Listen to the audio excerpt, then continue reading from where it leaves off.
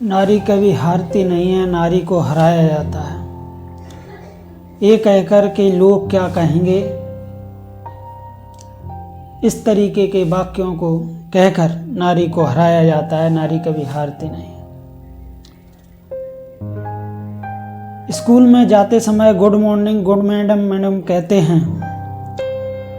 अगर वो शख्सियत आज नहीं होती तो आज गुड मॉर्निंग सर ही कहते क्लासरूम में जाकर। मैडम नाम का शब्द नहीं आता बच्चों की ज़बान पर। आज मैं बात करना जा रहा हूँ उस शख्सियत की जो आज महिलाओं के हिस्सेदारी में उस संघर्ष को याद किया जाएगा हमेशा। महिला आज जिस कामयाबी के लक्ष्य पर हैं, उस कामयाबी को अगर पा रही हैं तो उनकी बदौलत पा रही हैं।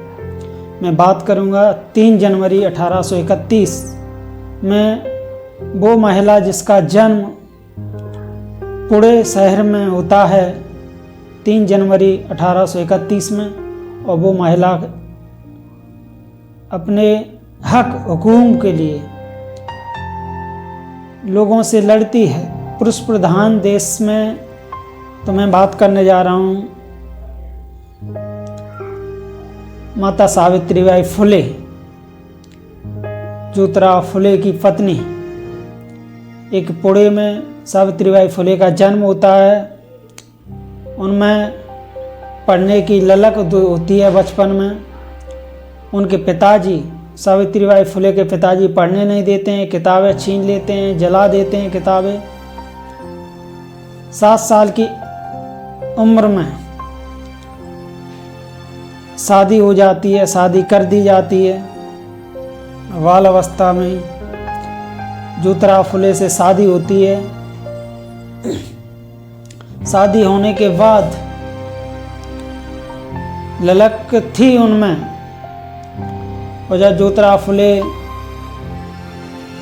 खेतों में काम करते थे, जब सावित्रीबाई फुले उनके लिए खाना लेके जाती थी,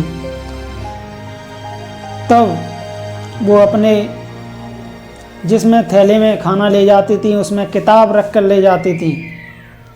क्योंकि खेतों पे इसलिए किताब लेकर जाती थी क्योंकि सावित्री के परिवार वाले भी नहीं चाहते थे कि सावित्री पढ़े। केवल पुरुषों को अधिकार था, और ज्योतिराव फुले के परिवार वाले भी नहीं चाहते थे कि सावित्रीबाई पढ़े। इसलिए वो किताब ज्योतिराव फुले ने उनकी भावनाओं को समझा, जब कर ज्योतिराव फुले उन्हें खेतों पे पढ़ाते थे। पढ़ाने के साथ साथ फिर उन्होंने जो उन पे बीती, वो नहीं चाहती थी कि और बच्चियों पर और महिलाओं पर वो बात बीते। उन्होंने ललक थी पढ़ने की, खुद पढ़ा।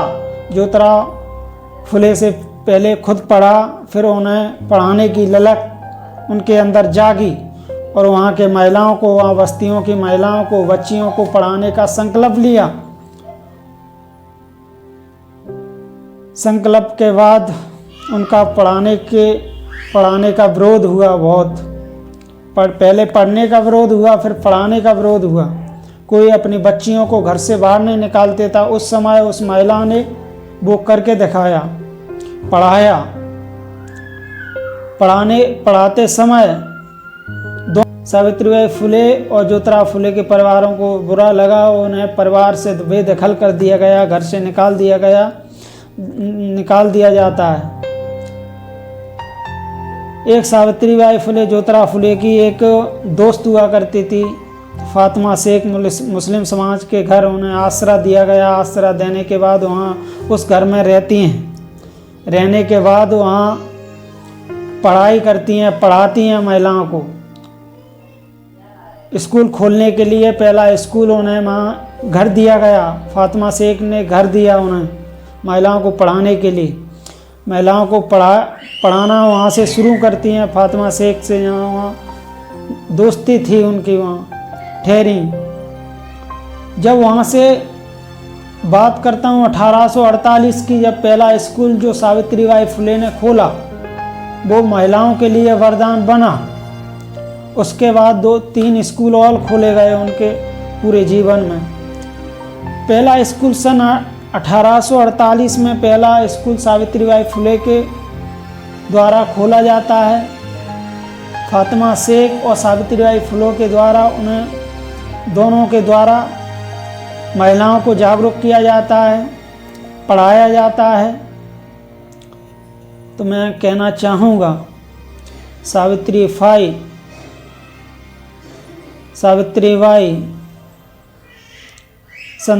1897 में माँ पर निर्माण हो गया, यानी कि मृत्यु हो गई। तो ये कहानी को थोड़ा मैं अब पीछे ले जाता हूँ। 1 जनवरी 1818 में शौर्य दिवस था, पूरे देश में मनाया गया। अगर पेशवा और ब्रिटिश महार रेजिमेंट के द्वारा जो भीमा कोरेगांव का युद्ध हुआ, अगर वो युद्ध नहीं होता तो सावित्रीबाई फुले नहीं होती, ज्योतिराव फुले नहीं होते, क्योंकि वो युद्ध हुआ उसी के जस्ट बाद 1 जनवरी 1818 को युद्ध होता है। और 1828 में शायद ज्योतिराव फुले का जन्म होता है, 1831 में सावित्रीबाई फुले का जन्म होता है उसी के जस्ट बाद। तो पेशवाओं के कार्यकाल में इतना रूढ़िवादिता थी, इतना जातवाद हावी था कि जब सावित्रीबाई फुले का जन्म हुआ, जब उन्होंने पढ़ाने का बीड़ा उठाया तो उनके ऊपर कीचड़ फेंका जाता था। पढ़ाते समय वो जब घर से निकलती थी तब साथ में 2-3 साड़ी ले जाया करती थी। वो साड़ी घर से निकलती थी, वो रास्ते में कीचड़ कंकड़ फेंकते थे, मारते थे, वो गंदी हो जाया करती थी। जब स्कूल में पहुंच जाया करती थी तब दूसरी साड़ी चेंज करके वो पढ़ाया करती थी। फिर पढ़ाने के बाद तीसरी साड़ी को वहाँ चेंज करती थी, तब फिर घर पे आती थी, फिर वो साड़ी गंदी हो जाती थी।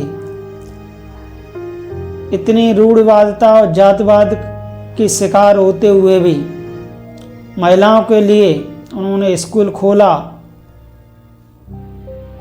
तो इस जातिवादी इतनी व्यवस्था के हावी होने के बावजूद महिलाओं में जो जागरूकता, आज जिस महिला चपरासी से लेकर प्रधानमंत्री, राष्ट्रपति तक बन रही हैं, तो उनकी बदौलत शिक्षा की देवी सावित्रीबाई फुले को मानना चाहिए लोगों को, ना कि सरस्वती को मानना चाहिए। सरस्वती ने अभी तक कौन सा स्कूल खोला है, कौन सा विद्यालय खोला है, मुझे बता दीजिए।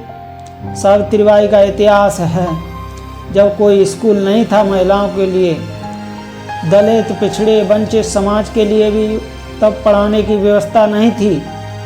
बा समय सावित्रीबाई फुले ने वो बीड़ा सभी समाज की महिलाओं के लिए उठाया और वो करके दिखाया। 3 स्कूल अब सावित्रीबाई फुले ने अपने जीवन काल में खोले और महिलाओं को शिक्षित किया। 1897 में आते आते सावित्रीबाई फुले की मृत्यु हो जाती है। तो ऐसी थी सावित्रीबाई फुले की जीवन गाथा, शॉर्ट में बताते हुए। जय भीम, नव उद्धार। मिलते हैं अगले वीडियो में। हमारा चैनल को सब्सक्राइब कर लें, लाइक करें, शेयर करें, बेल आइकन का बटन दबा लें ताकि नव उद्धार।